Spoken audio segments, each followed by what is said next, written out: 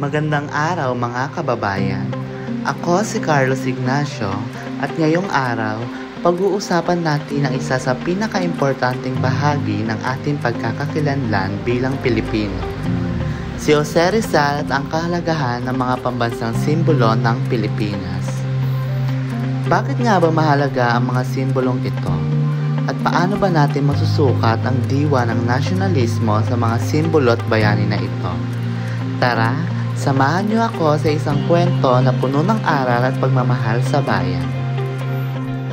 Isa si Jose Rizal sa mga pinakakilalang bayani natin dahil siya ang nagmulat sa ating mga mata sa kahalagahan ng kalayaan at pagkakaisa. Pero hindi lang siya ang simbolo ng ating bansa.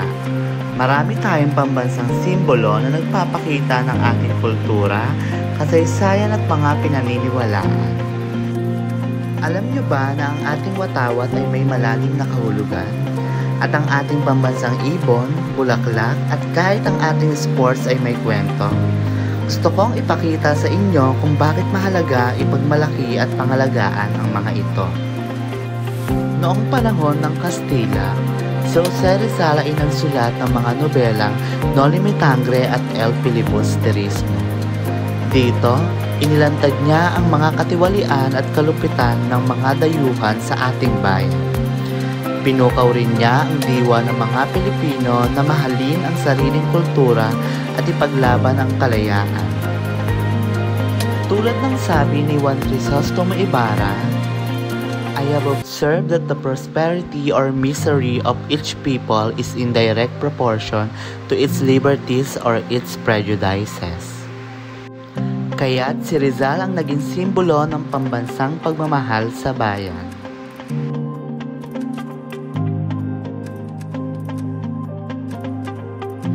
Ang watawat natin ay hindi lang basta tatlong kulay.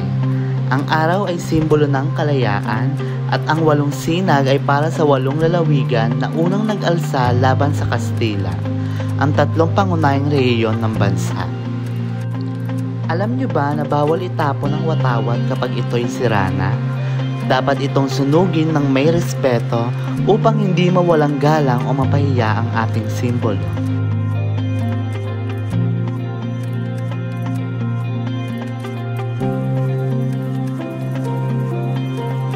Halina't tignan natin ang iba pang mga pambansang simbolo. Ang sampagita, ang pambansang bulaklak ay sumisimbolo ng katapatan at kalinisan. Ginagamit ito sa mga wreaths at bilang pabango. Ang nara naman ay ang pambansang puno, matibay, matatag at mahalaga sa ating kalikasan.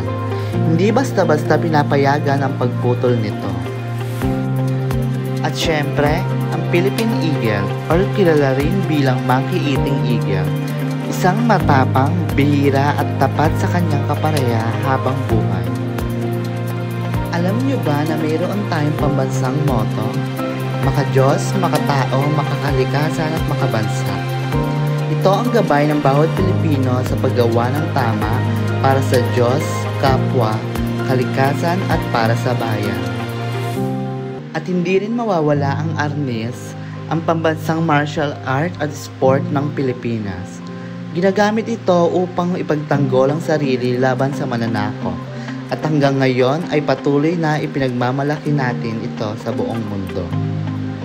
Sa lahat ng ating mga pambansang simbolo, makikita natin ang mga pagpapahalagang tulad ng pagmamahal sa bayan, katapatan at respeto, pagkakaisa, at paggalang sa kultura.